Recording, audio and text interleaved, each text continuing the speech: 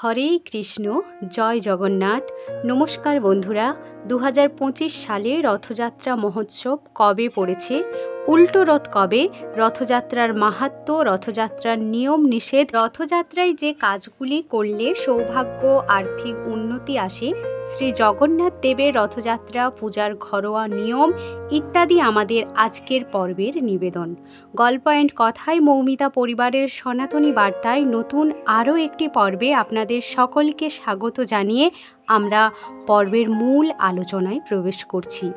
আষাঢ় মাসের শুক্লপক্ষের দ্বিতীয়া তিথিতে হয় রথযাত্রা মহোৎসব, আর আষাঢ় শুক্লা দশমীতে হয় উল্টো রথ, পুনর্যাত্রা বা ফিরতি রথ। 2025 সালে রথযাত্রা মহোৎসব ইংরেজি 27শে জুন, বাংলার 12ই আষাঢ় 1432 বঙ্গাব্দ শুক্রবার পালিত হবে। উল্টো রথ বা পুনর্যাত্রা ইংরেজির 5ই জুলাই, বাংলা 20 আষাঢ় 1432 বঙ্গাব্দ শনিবার পালিত হবে। দ্বিতীয়া তিথি শুরু হবে 26শে জুন 2025 দুপুর 1:25 দ্বিতীয়া তিথি শেষ হবে 27শে জুন 2025 সকাল 11:19।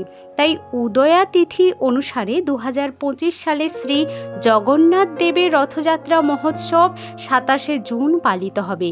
রথযাত্রার মাহাত্ম্য: আষাঢ় মাসের শুক্লপক্ষে দ্বিতীয়া তিথিতে রথযাত্রা মহোৎসব পালিত হবে।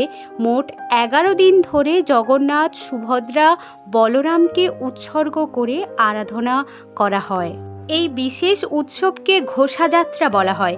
পুরীতে রথ টানতে প্রতি বছর লক্ষাধিক পুণ্যার্থীর সমাগম হয়।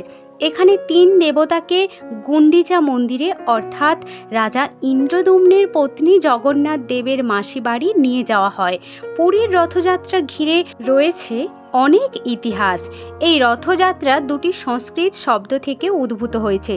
রথ শব্দের আভিধানিক অর্থ অক্ষ, যুদ্ধযান বা কোনো প্রকার যানবাহন অথবা চাকাযুক্ত ঘোড়ায় টানা হালকা যাত্রীবাহী, এবং যাত্রা হলো কোথাও গমন, অতিবাহন বা তীর্থযাত্রা। জগন্নাথ দেব, বলরাম ও সুভদ্রা মহারানীর মূর্তিগুলি অসমাপ্ত কেন? তাদের হাত পা নেই কেন? চোখগুলোই বা গোল গোল কেন? বন্ধুরা, ব্রহ্মাণ্ড পুরাণ অনুযায়ী পরমেশ্বর ভগবান শ্রীকৃষ্ণ তার ভক্ত রাজা ইন্দ্রদ্যুম্নের সম্মুখে আবির্ভূত হয়ে পুরীর সমুদ্র তটে ভেসে আসা একটি কাষ্ঠখণ্ড দিয়ে তার মূর্তি নির্মাণের আদেশ দেন। মূর্তি নির্মাণের জন্য রাজা একজন উপযুক্ত কাষ্ঠশিল্পীর সন্ধান করতে থাকেন। তখন এক রহস্যময় বৃদ্ধ ব্রাহ্মণ কাষ্ঠশিল্পী তার সম্মুখে উপস্থিত হন এবং মূর্তি নির্মাণের জন্য কয়েকদিন সময় চেয়ে নেন। এই কাষ্ঠশিল্পী রাজাকে জানিয়ে দেন মূর্তি নির্মাণকালে কেউ যেন তার কাজে বাধা না দেন। বন্ধ দরজার আড়ালে শুরু হয় কাজ। রাজা ও রানী সহ সকলেই নির্মাণ কাজের ব্যাপারে অত্যন্ত আগ্রহী হয়ে ওঠেন। প্রতিদিন তারা বন্ধ দরজার কাছে যেতেন এবং শুনতে পেতেন ভেতর থেকে খোদাইয়ের আওয়াজ ভেসে আসছে। 6-7 দিন বাদে যখন রাজা ইন্দ্রদ্যুম্ন বাইরে দাঁড়িয়েছিলেন, এমন সময় আওয়াজ বন্ধ হয়ে যায়। অত্যুৎসাহী রাজা ইন্দ্রদ্যুম্নের পত্নী রানী গুন্ডিচা কৌতূহল সংবরণ করতে না পেরে দরজা খুলে ভেতরে প্রবেশ করেন। দেখেন মূর্তি তখনও অর্ধ সমাপ্ত এবং কাষ্ঠশিল্পী অন্তর্হিত। এই রহস্যময় কাষ্ঠশিল্পী ছিলেন দেব শিল্পী বিশ্বকর্মা। মূর্তির হস্তপদ নির্মিত হয়নি বলে রাজা ইন্দ্রদ্যুম্ন বিমর্ষ হয়ে পড়েন। কাজে বাধাদানের জন্য অনুতাপ করতে থাকেন। তখন দেবর্ষি নারদ তার সম্মুখে আবির্ভূত হন।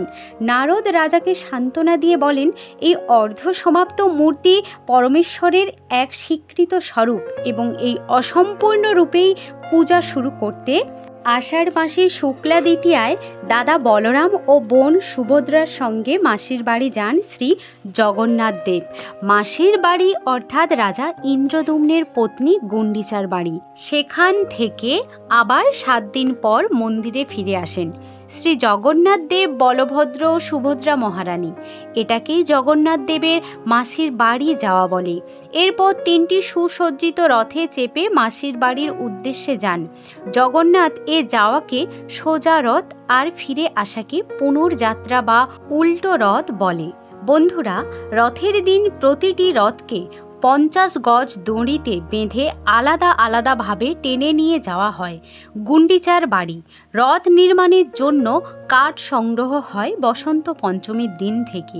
সে কাঠগুলি নির্দিষ্ট পরিমাণে কাটা শুরু হয় রাম নবমী তিথি থেকে, আর রথের নির্মাণ শুরু হয় অক্ষয় তৃতীয়া থেকে।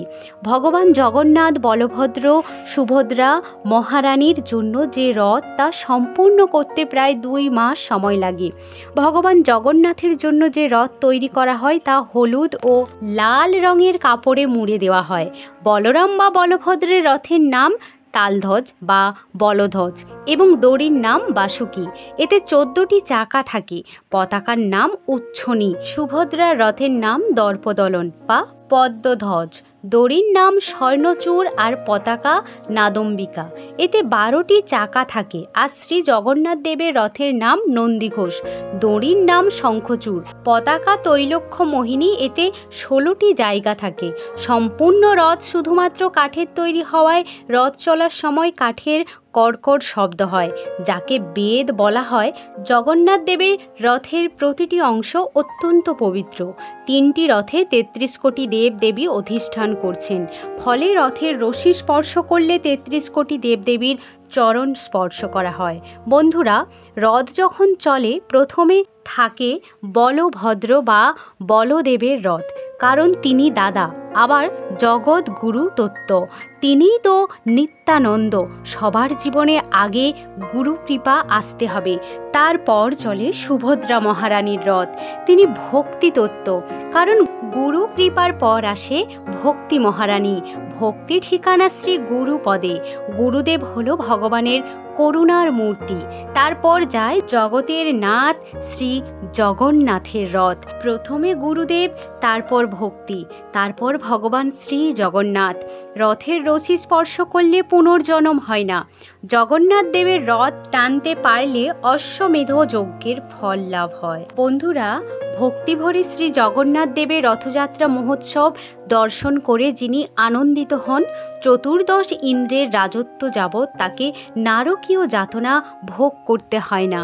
কলিযুগে যে ব্যক্তি সুকৃতি লাভের অভিলাষে জগন্নাথ দেবের রথ উৎসবের মহিমা প্রচার করেন, তিনি রত্নময় পর্বত, সমুদ্র, ফল ফুলময় অরণ্য, সবজি শস্যময় ক্ষেত্র, পূর্ণ সপ্তদ্বীপা বসুন্ধরা দানের ফল লাভ করেন। যে ব্যক্তি তার সামর্থ্য অনুসারে শ্রী জগন্নাথ দেবের রথে সম্পূর্ণ শোভাবৃদ্ধি করেন, সূর্য চন্দ্রাদি গ্রহগণ তার মনোবাঞ্ছা পূর্ণ করেন। প্রার্থনা করি, হে প্রভু জগন্নাথ, আমাদের সবাইকে আপনি ভক্তি সেবা দিয়ে আমাদের জীবন ধন্য করুন। নীলাচল নিবাসায় নিত্যায় পরমার্থ মনে বলভদ্র সুভদ্রাভাং জগন্নাথায়তে নমঃ। জয় জগন্নাথ, জয় বলভদ্র, জয় সুভদ্রা মহারানী। শুভ রথযাত্রা মহোৎসব। ভালো থাকবেন। আমাদের আজকের পর্বটি সম্পূর্ণ দেখার জন্য আপনাদের সকলকে জানাই আন্তরিক ধন্যবাদ।